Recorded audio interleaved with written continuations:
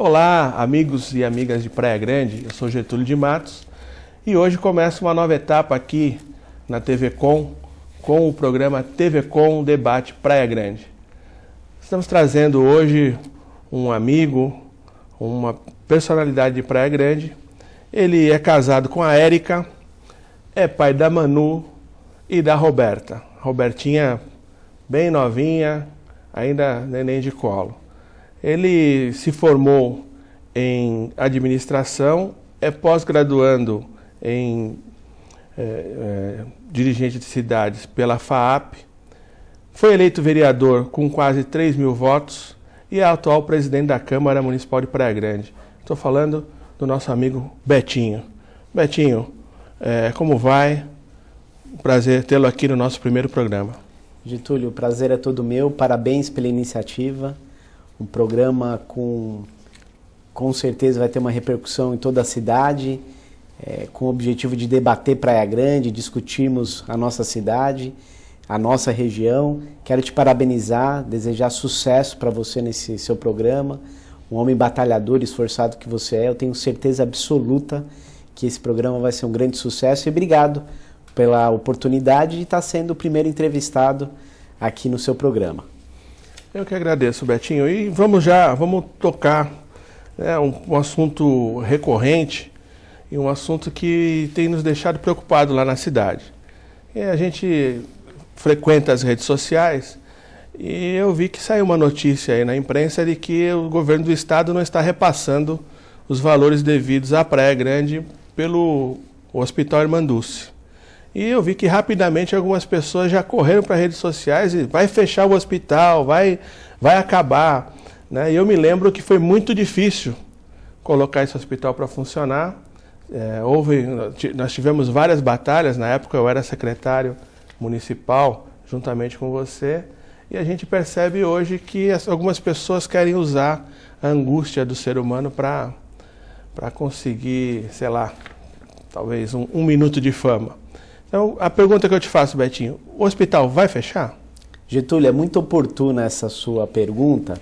Primeiro, deixar claro para todos que nos assistem que a possibilidade do Hospital Irmanduce fechar as portas é praticamente nula.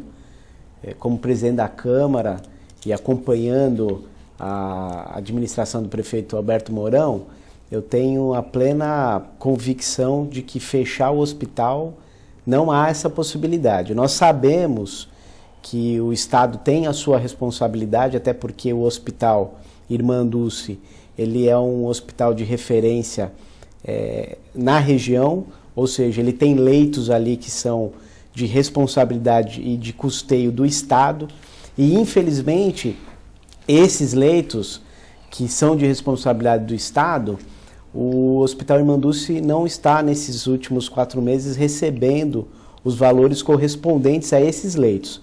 Mas isso não significa que o hospital vai fechar as portas. Isso significa o quê? Que o hospital vem passando por um momento difícil com relação à sua receita, porque a partir do momento que você atende um paciente, independente se ele entrou no hospital pelo município ou se ele entrou pela rede estadual, sendo referenciado pelo Estado, o hospital tem que prestar atendimento e isso gera custo. E esse custo não está sendo assumido pelo Estado, mas o secretário de Saúde esteve conosco por esses dias na Câmara, uma audiência pública do primeiro quadrimestre, e ele deixou muito bem claro que estão renovando o contrato com o Estado para que o Estado possa colocar em dia o seu pagamento.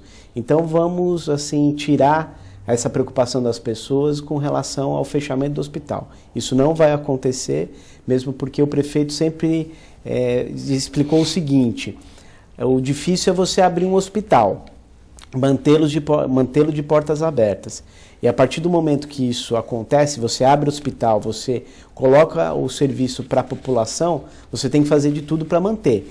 E o prefeito tem esse compromisso, a administração pública, então o Hospital Irmanduce vai funcionar dentro da sua responsabilidade de atender bem os munícipes da cidade e ser também esse hospital de referência regional.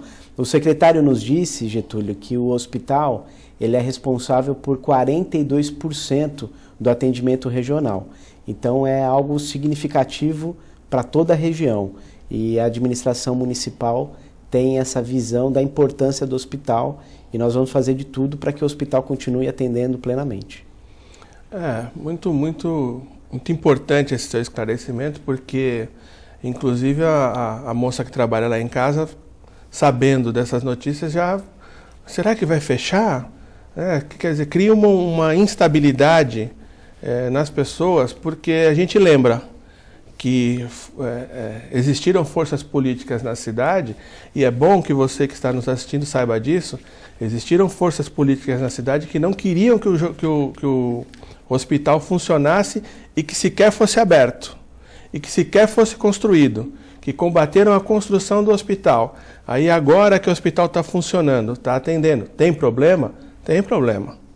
Lógico que vai ter problema, pelo volume até de atendimento, né? Então aqui o presidente da Câmara nos esclarecendo que o Hospital Irmã Dulce não vai fechar. A possibilidade é quase nula, e ele disse quase nula, porque não depende dele. Lógico que se dependesse exclusivamente do Betinho, o hospital não fecharia. Mas a gente tem convicção que, pela seriedade com que as coisas são tratadas na Praia Grande, o Hospital Irmã Dulce não fecha. Betinho, a questão da dengue, né, explodiu esse ano. Esse ano, 9 mil casos confirmados, né? Fora os casos que não são confirmados. Dá um exemplo, eu sou um caso não confirmado de dengue porque eu fiz o exame, a plaqueta estava baixa, eu não voltei lá para confirmar nada, né? O que você acha que está faltando para a gente ganhar a guerra desse mosquito? Olha, Getúlio, com relação à dengue, como você disse, é uma guerra, e uma guerra ela tem que ser combatida diariamente. Então, todos nós temos que ter a consciência de que se em algum ano, em especial, nós não tivermos dengue, isso infelizmente não significa que no ano seguinte não pode acontecer. Eu tenho o entendimento que acabou tendo um certo descuido, de uma maneira geral, eu digo isso. É aquele problema da gente relaxar, abaixar a guarda quando a gente pensa que o problema está resolvido. E infelizmente ele não está. A dengue ela é transmitida por um mosquito, e esse mosquito tem um ciclo dele, e a cada ano ele está aí se reproduzindo. Então nós precisamos ter a preocupação de não dar condições para essa reprodução do mosquito. Isso no meu ponto de vista, é o principal fator. O poder público fazer a sua parte de orientação, de conscientização, de prevenção, e a sociedade ela também colaborar no sentido de evitar os criadouros, porque as pessoas, infelizmente, quando dá essa epidemia de crise, é aí que as pessoas, de dengue, a epidemia de dengue, aí é que as pessoas começam a tomar alguma medida.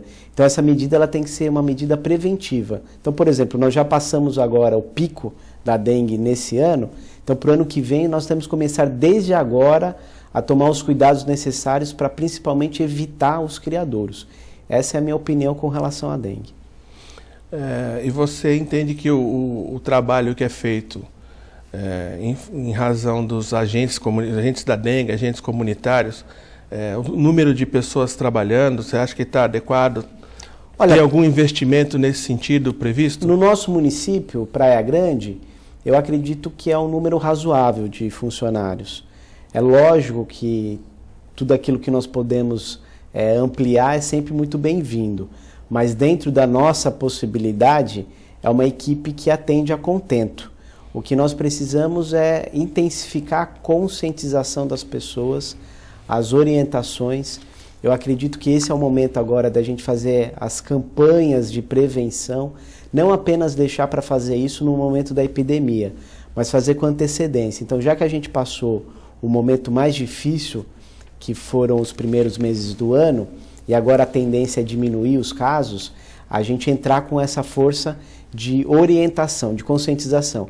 E esse trabalho a gente pode fazer nas escolas, esse trabalho a gente pode fazer nas associações de bairro, esse trabalho a gente pode fazer nas igrejas, onde tem a reunião de um bom número de pessoas, está fazendo esse trabalho de conscientização para que no ano que vem, no caso principalmente final agora de 2015, início de 2016, a gente não tenha esse problema que infelizmente aconteceu esse ano.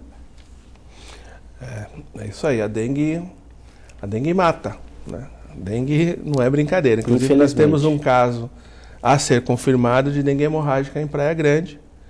Dos 9 mil casos na região confirmados, são pouco mais de 430 na nossa cidade, mas isso não nos deixa confortável, não. Isso pelo contrário, isso nos deixa mais com mais sangue no olho para resolver esse problema. Por isso da necessidade da prevenção.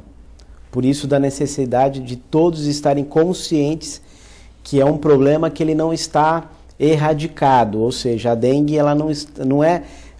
anos anteriores nós não tivemos tantos casos. É por isso que eu tenho um entendimento que, por não ter tido tantos casos, as pessoas abaixaram a guarda. Então elas imaginaram que não iam ter esse problema. E voltou. Mas por que voltou? Porque nós demos condições para que o mosquito se reproduzisse. Então nós precisamos conscientizar as pessoas desse problema. Porque, infelizmente, isso é cultural. Quando nós passamos por um momento difícil e esse momento nós superamos, a gente acaba ficando, entre aspas, tranquilos. E esquecemos que é um ciclo. Ou seja, a dengue ela não está erradicada, ela não está eliminada. Então, se nós não tivermos essa ação de prevenção, para 2016 ela pode voltar e pior ainda. Porque agora, no início, quando se começou a ter os primeiros casos de dengue, era o tipo 1. Agora nós já temos com o tipo 4. Ou seja, tá havendo uma mutação do vírus. Então a gente precisa ter todo o cuidado. E a prevenção é o melhor caminho. Conscientizar, orientar as pessoas, principalmente para quando a gente entrar no período, que é o período que o mosquito se reproduz, ele não tem a condição de fazer isso. Bom, Betinho, uma das grandes demandas que a gente sabe que tem na Praia Grande na área da saúde é a demanda por especialidades médicas. A gente tem uma rede básica excepcional. Eu estava conversando outro dia com um amigo aqui de Santos, que milita na área da saúde e tem consciência e conhecimento de tudo que acontece na nossa região. E ele diz, olha, vocês têm uma rede básica excelente. Só que a rede básica gera demanda para a rede de especialidade. Né? E a Câmara acaba de aprovar uma legislação moderna, uma legislação, acho que eu não ouvi falar em outro lugar, em outra cidade do país que tem uma legislação parecida. Na região eu tenho certeza que não tem. Queria que você falasse um pouco sobre essa legislação que implanta a jornada médica aferida por produção, aprovada recentemente pela Câmara. Administrar é enfrentar os problemas com inovação. A administração pública, ela exige do gestor essa capacidade de estar inovando, de inovar a cada medida. Essa questão da saúde é um desafio nacional, isso não cabe apenas ao município de Praia Grande, isso não cabe apenas à região da Baixada, ao estado de São Paulo, é um desafio nacional, você conciliar um número de médicos disponíveis no mercado de trabalho com a demanda.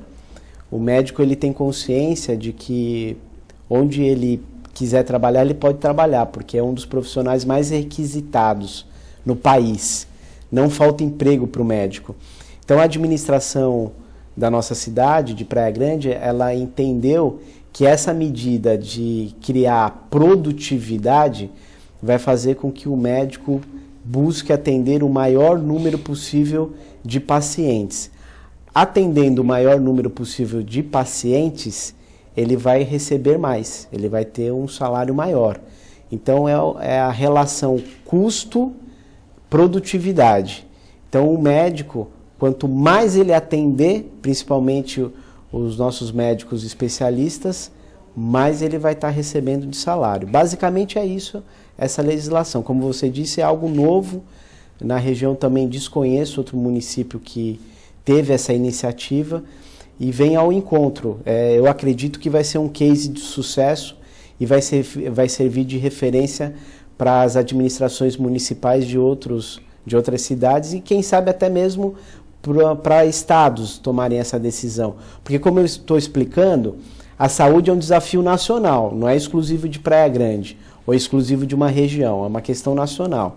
Então todos os bons casos, as iniciativas que vêm dando certo, elas têm que ser absorvidas. A rede de saúde do município de Praia Grande, de atendimento básico, que é a porta de entrada para a saúde do nosso município, é um exemplo.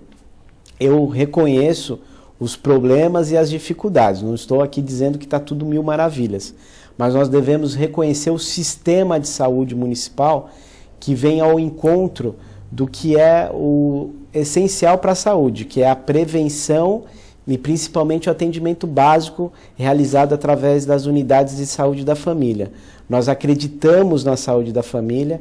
Praia Grande, na nossa região, é a cidade que mais investe no programa Saúde da Família e nós estamos conseguindo fazer com que as pessoas entendam que saúde não se faz através de pronto-socorros. Esse é um atendimento assim, emergencial. Pronto-socorro não resolve o problema das pessoas na saúde.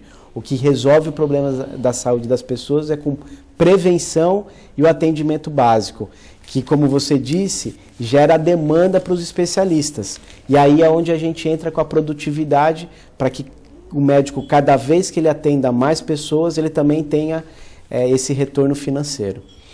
E, Betinho, existe previsão de que alguma coisa semelhante seja feita também para a área de emergência?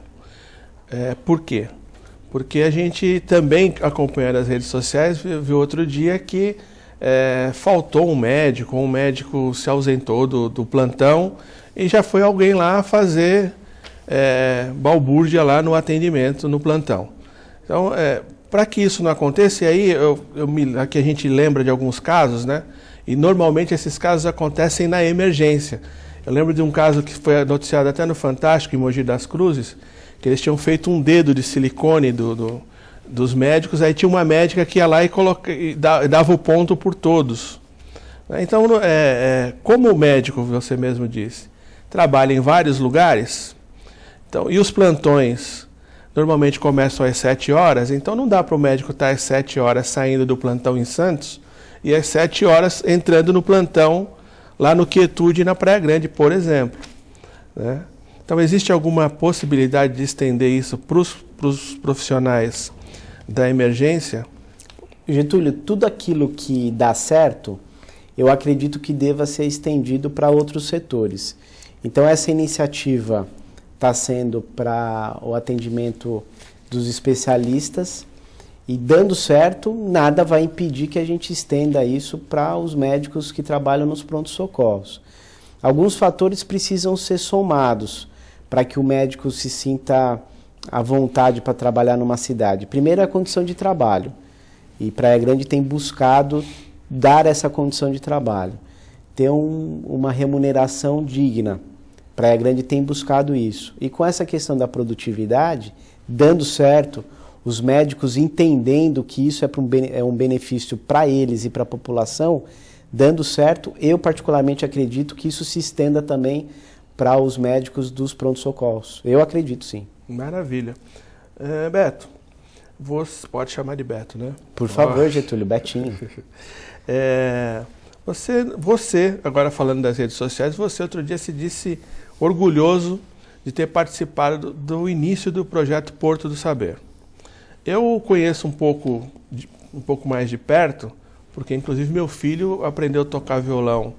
O meu filho João, de 14 anos, começou lá o ano passado e a evolução dele extraordinária tocando violão. Sempre teve vontade de tocar um instrumento, tinha dificuldade, eu não sei tocar, arranho, mas não sei tocar, muito menos ensinar. Ele foi no Porto do Saber e aprendeu tanto o João quanto a minha neta Amanda. Então, é gratificante, especialmente quando chega no fim do ano e a gente os vê no palco lá do Teatro Municipal. Como foi participar do Porto do Saber, da criação desse projeto, e como você está vendo esse projeto hoje e como sempre, né? Você é político e a gente está sempre querendo mais, a gente quer saber onde mais vai ter Porto do Saber, porque a população, do que dá certo, todo mundo quer perto, né? Getúlio, a nossa vida a gente tem que enxergar as coisas boas, as coisas ruins, que devem servir de aprendizado, e as coisas boas para servir de inspiração para fazer cada vez mais.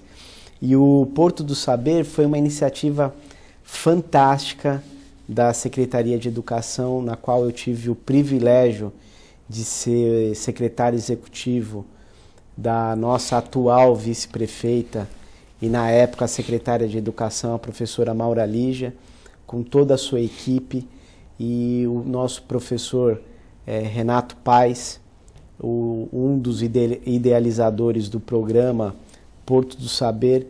Assim que ele teve a oportunidade de colocar em prática, a Maura deu todo o suporte necessário, e eu, como secretário executivo responsável pelas questões administrativas da secretaria, dei a minha colaboração para que hoje o Porto do Saber seja esse caso de sucesso voltado à educação, voltado à cultura. O Porto do Saber é muito mais do que uma biblioteca. Ali, como você bem disse, nós temos no Porto do Saber uma escola de artes, que é o Porto das Artes, onde as nossas crianças têm a oportunidade, através da complementação educacional, de ter aulas de violão, aulas de balé, aulas de expressão corporal. Então ali você é um polo de formação de cidadãos, porque a preocupação não é apenas formar futuros artistas, é muito mais do que isso, é formar cidadãos. Então o Porto do Saber, ele teve o início, e a sede principal dele é ali na Avenida São Paulo, próximo ao Hospital Irmã Dulce. Quando nós demos o início ao projeto, nós sabíamos da necessidade de descentralizar o Porto do Saber para outros bairros. Então, nessa gestão do prefeito Mourão, nós inauguramos o Porto do Saber do Samambaia. E possivelmente ainda nessa gestão nós estaremos entregando mais um Porto do Saber, dependendo da demanda necessária. Agora, é bom que todos saibam que, independente do espaço Porto do Saber ali, na Avenida São Paulo e no Samambaia, o Porto do Saber é uma rede. Então nós temos também os atendimentos que são realizados nas escolas municipais. Praticamente todas as nossas escolas, elas possuem bibliotecas que são ligadas à rede Porto do Saber, justamente para difundir essa questão da leitura, estimular que os nossos alunos sejam pessoas que gostem de ler. Infelizmente, o brasileiro acaba não tendo essa cultura da leitura, e o Porto do Saber veio com esse objetivo de estimular a leitura, estimular a participação dessas crianças, e muitas delas que têm o seu dom artístico desenvolvido, sai agora do Porto do Saber e vai complementar, vai dar continuidade, né, no seu aprendizado no Palácio das Artes. Então é uma ação integrada agora, a Secretaria de Educação com a Secretaria de Cultura. Isso é fantástico, porque nós descobrimos a cada dia a necessidade da integração dos serviços, porque esse era o nosso desafio principal. Era quando a criança atingisse a idade que ela não poderia mais ficar no Porto Saber, o que fazer com ela, para onde ela iria? Ela indo para o Palácio das Artes, ela dá continuidade nessa formação, e é como eu te disse, o Porto do Saber é um lugar agradabilíssimo. Eu tenho o maior orgulho de dizer que eu fiz parte da equipe que deu início a esse projeto, um projeto onde muitos outros municípios já vieram conhecer, porque ele transcende uma biblioteca, ele transcende um local onde tem ali livros para as pessoas apenas ler. É um polo de educação e de cultura. E vou fazer uma polêmicazinha aqui, porque senão não sou eu, né? Inclusive resolveu um problema grande que a cidade tinha, porque a nossa biblioteca se chamava Emílio Garrastazu Médici. E não dá para ter, né, uma biblioteca... infelizmente, né? Com esse nome, não dá para ter uma biblioteca com o nome de Emílio Gastão. Alguém que queimou livros, né, tem o nome de biblioteca. Resolveu, e o Porto do Saber resolveu o problema do nome da nossa biblioteca. Agora, Beto, eu acho que essa questão de... a gente fala muito e convencionou-se falar que o brasileiro lê pouco, né? Eu não tenho dados aqui, mas a gente vê, por exemplo, eu fui na Bienal do Livro, né? Fila de 3 horas e meia para entrar. Não quer dizer que não quer dizer que você vai comprar, mas se você está indo numa Bienal do Livro pagando o ingresso para entrar, é porque o pessoal tem interesse. Fim de semana, quem costuma ir a shopping, quem vai lá no Litoral Plaza Shopping, por exemplo, tem a livraria lá, a livraria é sempre lotada, especialmente por crianças. Eu estou falando porque eu tenho um filho adolescente de 14 e uma neta adolescente de 15. E os dois, a gente vai ao shopping, então tem aquele itinerário, né? Praça de alimentação e livraria, né? E não é assim uma coisa que a família fica atacando livro para eles lerem, não. Então, eu acho o seguinte... O jovem está com vontade de ler. O que acontece é que livro é caro. Qualquer livro é R$50. E aí quem tem um salário médio aí não consegue dar um livro por mês ou um livro a cada 2 meses. Isso é o que eu penso. O que você pensa disso? Eu penso que, além dessa questão do custo do livro, que nós poderíamos estar buscando algum tipo de incentivo para editoras, para todo tipo de empresa que publique livros, você consiga ter um incentivo, um estímulo para diminuir o custo da produção de livros, porque também tem o seguinte, Getúlio, isso é um dos princípios da economia. Quanto mais você produz, menor é o seu custo. Então eu acredito, não sou especialista nisso, mas eu acredito que baseado nessa teoria econômica, a quantidade de livros que é produzido, por ser uma quantidade pequena em proporção ao que poderia ser, faz com que o livro seja caro. Se esse livro tivesse uma produção maior, um número maior de livros impressos, eu acredito que a tendência seria diminuir o custo. Mas isso é lógico que é um assunto complexo para discutir. Então eu acredito que um dos caminhos seria a questão de incentivo. O outro caminho que eu entendo é o estímulo, é o que a Rede Municipal de Educação de Praia Grande tem buscado fazer, estimular o surgimento de novos leitores, estimular que as crianças escrevam os seus livros. Isso é extremamente interessante.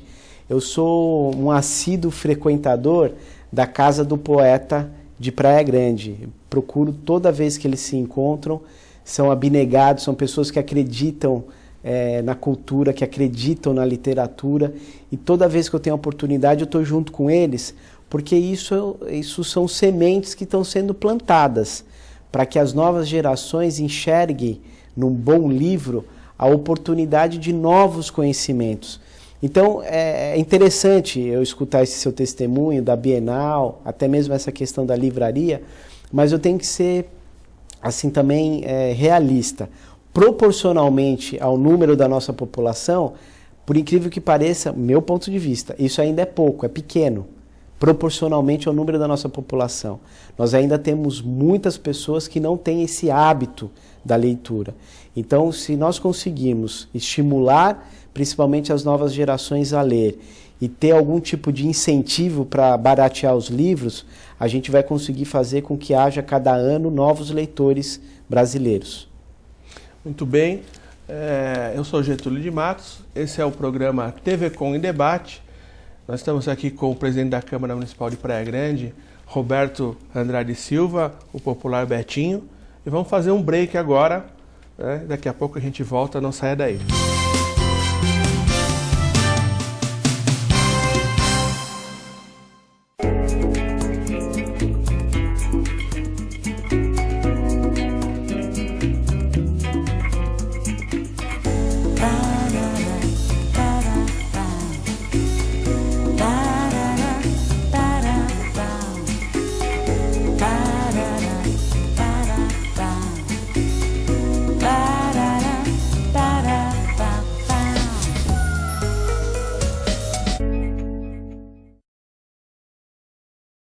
Você que não pode ir até a sua comunidade, a comunidade quer ir até você em sua casa, em seu lar. Participe conosco todos os domingos, às 8 horas da manhã, a Santa Missa em seu lar. E fique com Deus. Apoio Visão Laser. Evolução. A evolução faz parte da história do Visão Laser. O jeito que as pessoas se comunicam mudou. As pessoas mudaram. O mundo mudou. E o Visão Laser, com sua paixão pelo pioneirismo, qualidade e inovação, precisava de uma marca que acompanhasse tanta evolução. Apresentamos a nova marca do Hospital Visão Laser. Visão Laser. Sua visão é o nosso sentido. Dr. Colombo Barbosa, diretor técnico médico, CRM 19555.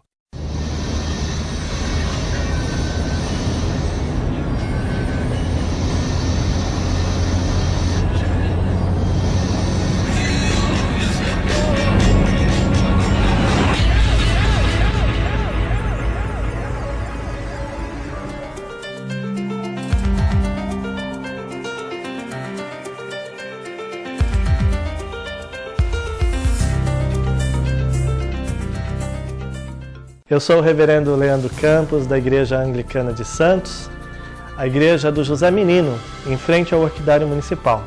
Juntamente com o reverendo Otávio Augusto, apresentamos o programa Mar de Esperança, todos os dias de segunda a sexta-feira, às 7 e às 18 horas.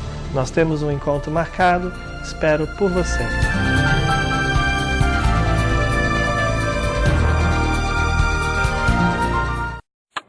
A TV Com traz qualidade e interatividade para a Baixada Santista.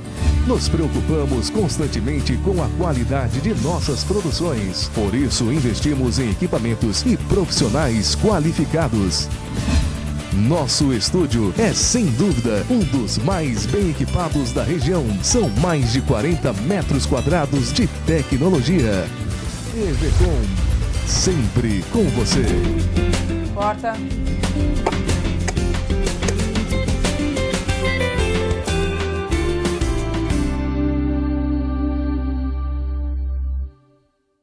Eu quero convidar todos para assistirem o programa Esporte e Companhia. Não é isso mesmo, Roberta? É isso aí, Edu. Todas as segundas às 22 horas.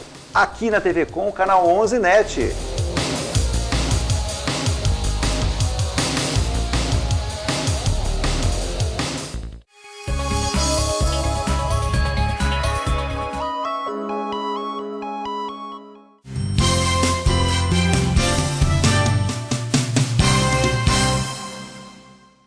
Olá, amigos de Praia Grande, eu sou Getúlio de Matos. Esse é o programa TV Com Debate Praia Grande. E nós estamos aqui com o presidente da Câmara Municipal de Praia Grande, Roberto Andrade Silva, não é o D. Andrade Silva, Roberto Andrade Silva, o Betinho da Educação, né? Vamos falar logo, né?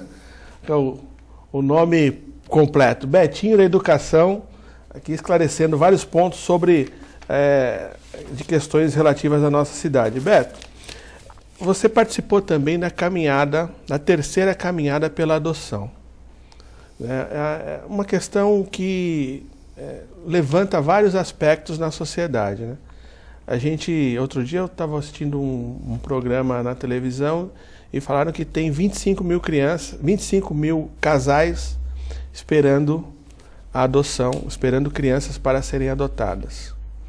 E mesmo assim, ainda como aconteceu em Praia Grande, uma família contrata lá, faz documento falso para poder ter uma criança, né?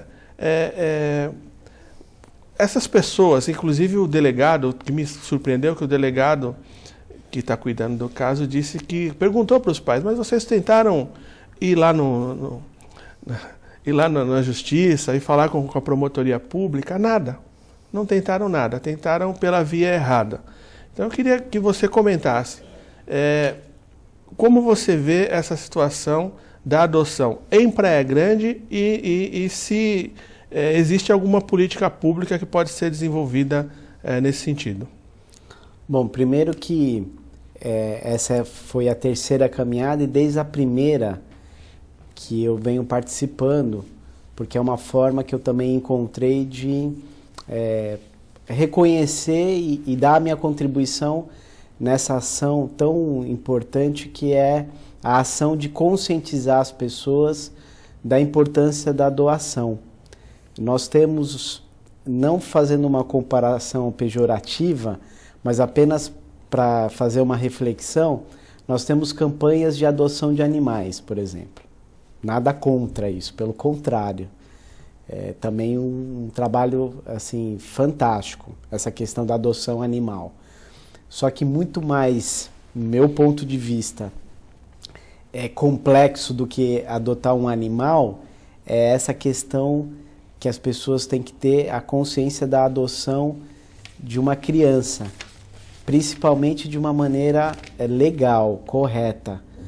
Nós sabemos que muitas crianças acabam, infelizmente, por uma questão de desestrutura familiar, sendo largadas, abandonadas, e famílias necessitando de terem crianças, querendo ter filhos e não podendo ter esses filhos. Então, o projeto da adoção, defendido principalmente lá na Praia Grande pelo Grupo Gaala, que é um trabalho fantástico daquelas pessoas que faz toda uma questão de conscientizar, de orientar, de envolver o poder público, participa a promotoria pública, participa a prefeitura, participa as pessoas que estão mais diretamente ligadas às crianças que são abandonadas e atendidas nas nossas casas de apoio. Então nós temos que fazer esse envolvimento. E o trabalho maior, Getúlio, e todos aqueles que nos assistem, que eu entendo que deva ser feito, é de conscientizar as pessoas que a adoção da maneira legal é o melhor caminho, porque infelizmente essa família acabou querendo fazer a escolha do jeitinho, do tentar resolver por eles mesmos, e acabou dando no que deu. É um crime isso, né? E eles vão responder por esse crime. Então o que a gente precisa é estar cada vez mais mostrando para a sociedade que existem crianças que precisam ter essa oportunidade de ter uma família, e de repente a gente pode também estar estimulando as pessoas a serem famílias acolhedoras, famílias que fiquem com as crianças num período, no final de semana, num período festivo como o Natal, Ano Novo, porque para essas crianças eu fico imaginando não deve ser nada fácil você não ter a oportunidade de conviver numa família. Então a adoção é fantástica e vai ter todo o meu apoio e o apoio da Câmara como instituição para que nós possamos cada vez mais ter famílias tendo a oportunidade e crianças sendo adotadas. Betinho, a gente foram quantas pessoas mais ou menos? Deu bastante gente. Deu um cada número... ano. Tá. Obrigado, Vitor. Obrigado. Cada ano está dando, e a gente percebe que vão crianças junto. Vão crianças, ou vão seja, famílias. mais uma semente sendo plantada. Justamente, a caminhada a cada ano ela tá muito legal, principalmente pelo envolvimento das famílias. Você vê que é uma causa onde as pessoas estão abraçando. Famílias que possuem crianças adotadas, famílias que não têm crianças adotadas, mas que possivelmente têm amigos que adotaram crianças. Ou seja, é uma caminhada e é uma ação onde a família é o foco principal. Pois é, bom, aí a gente está falando de adoção, de criança que precisa de atenção, e eu quero também levantar aqui um outro assunto, uma questão que vai ser um debate, mais cedo ou mais tarde vai ter um debate sobre a questão da redução da maioridade penal. A gente acabou de ver hoje uma menina de 15 anos que liderava uma quadrilha que assaltava casas em Bertioga. Nós vimos o caso, eu vi um depoimento de um menino no Maranhão, menino de 10 anos, que assaltando um senhor, né, e ele disse, eu não matei porque o revólver falhou. Né, um menino de 10 anos. Então, nós precisamos... alguma atitude precisa ser tomada. né? Eu queria saber qual é a sua opinião sobre a questão da redução da maioridade penal. Se você é contra, se você é a favor, se você tem alguma outra iniciativa que possa ser tomada. Getúlio, como homem público, eu não posso fugir da minha responsabilidade de ter uma opinião formada sobre determinados assuntos. E eu venho, ao longo desse meu mandato como vereador, independente também de ser vereador, homem público, como cidadão, fazendo uma reflexão sobre essa questão da maioridade penal, a redução ou não. É um assunto onde nós temos defensores da diminuição e nós temos defensores que, com unhas e dentes, mostram o quanto que isso pode ser prejudicial. Analisando quem defende que haja essa diminuição e quem defende que não haja diminuição da maioridade, a conclusão que eu chego, a principal conclusão que eu chego é que a impunidade é que não pode prevalecer. Veja só, o Estatuto da Criança e do Adolescente, ele foi criado no meu entendimento, com o principal objetivo de proteger a criança.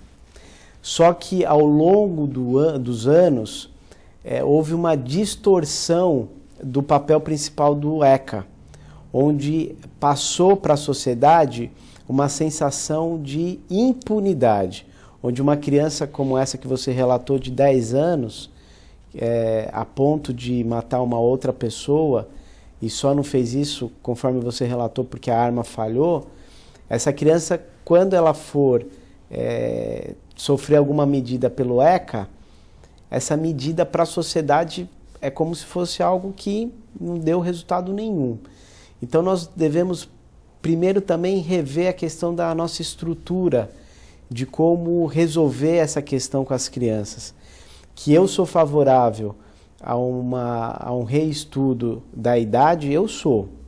Eu acredito que, por exemplo, quem tem mais de 16 anos, que tem o direito ao voto, no meu ponto de vista, ele também tem que ter as suas responsabilidades. Eu não tenho ainda a convicção de que menos de 15, de 14 anos, você reduzir para que uma criança com 14, 12, 11 anos responda ao crime como um adulto, no meu ponto de vista, isso é pesado demais, porque nós também temos um sistema prisional que ele, infelizmente, não ressocializa a pessoa. Então, nós também corremos um risco de colocar essa criança no sistema prisional junto com adultos e essa criança, ela ser ali, ao invés de melhorada, ela ser piorada. Então, é um assunto que é difícil. O que eu tenho, assim, convicção é que a impunidade, a gente precisa encontrar uma forma que a sociedade enxergue, principalmente, que algo está sendo feito. E essa questão da impunidade também não é só com as crianças. Essa questão da impunidade é de uma maneira geral até, porque muitas vezes nós cobramos ações da polícia e quando a polícia faz a parte dela, que é prender um criminoso, e na sequência esse criminoso tá nas ruas, isso é desmotivante até mesmo para a polícia, porque é uma sensação de estar enxugando gelo, fazendo e você não consegue resolver o problema ali na sua essência, na sua origem. Então, Getúlio, é um assunto complexo, é um assunto em que a sociedade como um todo ela tem que estar participando. É um assunto que transcende a questão política partidária, transcende essa questão de que quem é o certo, quem é o errado. É um assunto onde a sociedade ela tem que enfrentar esse problema assim, com coragem. Porque muitas dessas crianças também, Getúlio, elas chegaram a esse ponto por terem suas famílias desestruturadas, por não terem referência de valores, de princípios, porque uma criança, quando ela está naquela sua fase de formação da sua personalidade, do seu caráter, e isso vai até os seus 7, 8 anos, nesse momento de vida de uma criança é essencial você ter a participação da família. Se você não tem a família junto se você não tem pessoas que estão com aquela criança, plantando nessa criança princípios, valores, ensinando essa criança a separar o certo do errado, fazendo com que essa criança ela saiba, pelo menos, discernir o que é uma vida. Porque uma criança com 10 anos que diz que só não matou porque a arma falhou, ela com certeza ela não tem a menor noção do que é a vida. Com certeza absoluta. Ela não teve a oportunidade de ser preparada, de ser formada. Então, esse é um assunto da sociedade como um todo. Não pode apenas ficar na questão do poder público, que deva fazer a sua parte. A sociedade, as entidades da sociedade organizada têm que se envolver, as entidades religiosas, todos têm que estar participando ativamente, porque isso está cada vez mais perigoso, essa questão de termos mais e mais crianças se envolvendo na criminalidade. Assim como aconteceu no Rio de Janeiro, o caso lá do médico que foi assassinado na Lagoa Rodrigo de Freitas, né? Um menino de 16 anos já tem 15 passagens. 16 anos, 15 passagens. Né? 10 bicicletas escondidas na redondeza da casa dele e no quintal da casa dele. Né? O menino que confessou o crime, 16 anos. O menino de 16 anos não sabe que se ele enfiar a faca numa pessoa ele pode matar? Então, não é possível. Justamente como eu estava falando, eu entendo que, por exemplo, quem já tem 16 anos, que tem o seu direito ao voto, ele com certeza tem que ter também, proporcionalmente, as suas responsabilidades. Se ele tem seus direitos, ele também tem que ter os seus deveres. Então, por exemplo, uma redução de 18 para 16 anos, meu ponto de vista, já é algo, porque você realmente, com 16 anos, você tem plena consciência do que você faz. Eu comecei a trabalhar mais ativamente, trabalhar mesmo com 16 anos de idade. Então você já começa a ter essa noção do que você quer para a sua vida. Você tem a noção do que é a vida de uma outra pessoa. Agora, é como eu te expliquei, a minha preocupação é se você fizer essa redução para 14, 13, 12, 11, 10 anos.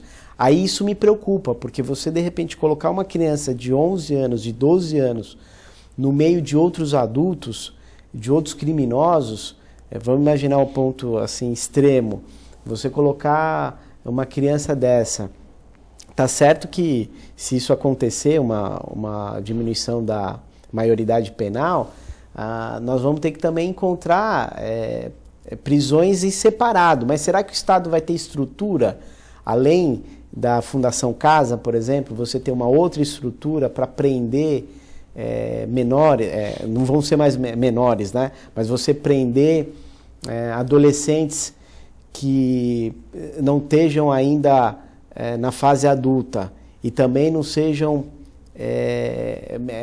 pequenos infratores, sejam assassinos, sei lá, ou pessoas como esse rapaz de 16 anos que já teve 15 passagens na polícia.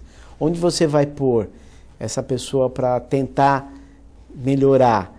É um assunto seríssimo, viu, Getúlio? É muito complexo. É complexo. E a gente eu não acredito em soluções fáceis para problemas difíceis. É um problema difícil que tem que ser debatido de forma clara e objetiva, como você fez aqui, colocando a sua opinião. O que não dá para a gente aceitar, e eu confesso para você que às vezes eu me revolto um pouco, as pessoas falarem, não vamos abaixar, não vamos reduzir a maioridade, porque vai colocar lá com os outros bandidos e não vai resolver nada. Então tá bom, então não vamos fazer nada? Tá bom assim? É complicado. E falando em polícia, que você falou, o próprio policial às vezes prende o adolescente aqui, leva...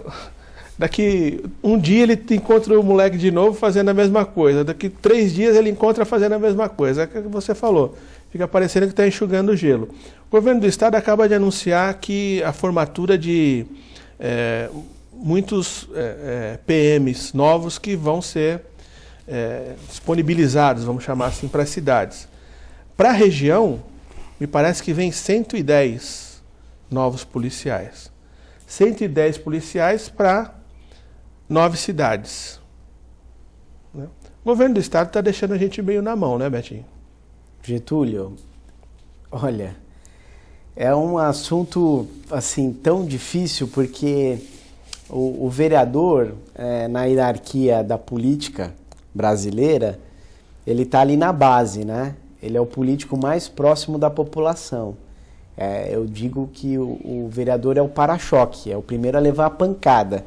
Então, quando eu saio de casa com a questão de ir no mercado, de ir na padaria, de ir no açougue, principalmente agora que eu estou com uma criança pequena em casa e a Érica, minha esposa, precisa que eu a ajude a resolver essas questões de casa, do dia a dia, e quando você vai como cidadão, mas na investidura de homem público, e aí um cidadão te aporta, vereador, e a segurança, vereador, e o problema do assalto, e vereador, e aí você tenta explicar para o cidadão a atribuição do Estado, o que cabe ao município, o que cabe ao Estado.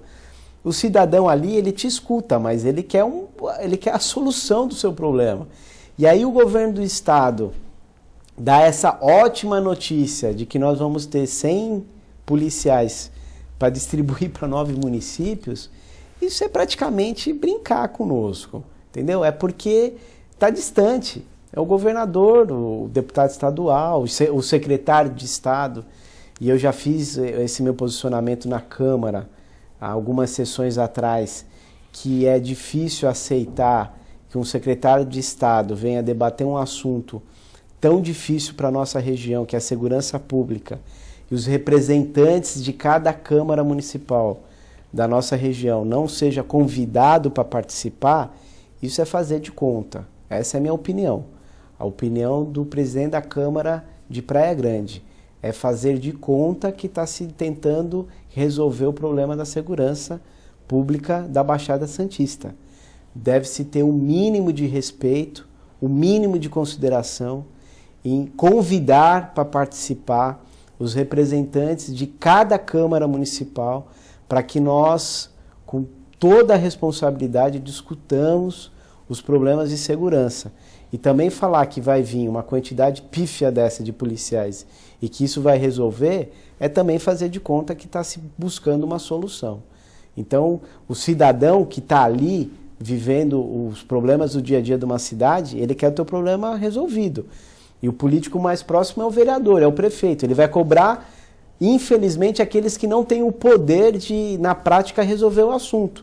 Porque na hora que a gente tem a condição de cobrar de quem pode fazer algo, que é o secretário de Segurança Pública, aí você não é convidado para participar de uma reunião como essa.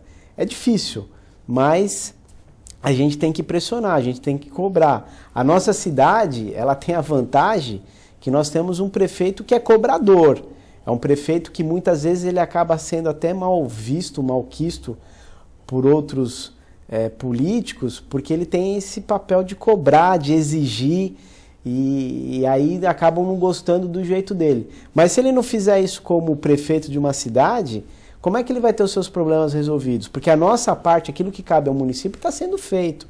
Nós estamos investindo na guarda municipal, nossa guarda municipal é armada, nós temos novos veículos, nós estamos investindo em monitoramento. O prefeito vai lançar por esses dias agora, eu acredito que 30, 60 dias no máximo, uma nova fase do nosso sistema de monitoramento na cidade. Só que é aquilo, polícia não é polícia municipal. Eu sou favorável à polícia municipal, porque já que sobra para o município a questão da segurança, então vamos municipalizar. Só que, por outro lado, para o Estado fica cômodo municipalizar, porque aí sobra para o município o ônus e não vem o dinheiro junto. Aí também é cruel fazer isso com as cidades, porque uma vez que eu estava reunido com outros representantes de municípios e eu dei o meu ponto de vista que eu era favorável a nós termos polícias municipais, o representante de uma outra cidade da região, e eu não tiro a razão dele, ele falou assim: Betinho, só que aí é você trazer para o município uma responsabilidade que não é dele, porque vai sobrar uma conta a mais. para os municípios, que é a questão de segurança. Então, quer dizer, você precisa rediscutir o pacto federativo. O que isso significa? Você tem que discutir a divisão do bolo. De cada R$100 que qualquer cidadão brasileiro paga de imposto, a cada R$100, apenas R$16 fica para os municípios. Os outros R$54, R$56 fica para o governo federal. E a diferença, que deve dar R$28, R$26, fica para os estados. Então essa divisão do bolo está totalmente equivocada. Então nós temos reformas profundas a serem feitas, que daria aí inúmeros programas, Getúlio, para a gente abordar essas questões. Nós estamos chegando ao final do nosso programa, inclusive 2 assuntos aqui já fica o convite, né? A gente vai retornar com o Betinho aqui para falar sobre a questão dos artesãos, né? Essa questão sobre o Pacto Federativo e sobre a reforma política, né? Para finalizar, Betinho, o pessoal está mais tranquilo agora que não tem distritão, nem distritinho, nem distrito nenhum? A dúvida com relação à reforma política, bem rápido, é que, pelo menos até hoje, nesse seu programa, nós ainda não temos a certeza de como vai ficar a questão das coligações dos partidos para a eleição proporcional, ou seja, para vereador. Então nós temos ainda essa dúvida. Tomara que até quando o seu programa esteja passando, para todos estarem assistindo, a gente tenha uma certeza com relação às coligações. Então tá bom. Obrigado, Betinho. Eu quero agradecer a direção da TV Com por abrir esse espaço para a nossa cidade de Praia Grande. Agradecer ao Betinho, ao Eloy, que veio aqui assessorando o Betinho. Agradecer a você que nos deu a sua atenção por essa hora, né? Daqui a pouco a gente volta aqui. Eu sei que tem muita gente torcendo a favor, viu, Betinho, da gente. Já recebi, comentando que ia fazer o programa, recebi várias mensagens de apoio, né? Então, já quero agradecer de antemão a sua mensagem de apoio. Alguma dificuldade aqui a gente vai ajustando, né? Primeiro programa, né? E para você que não está torcendo a favor, vou mandar um recadinho. Aceita que dói menos, viu? Um abraço.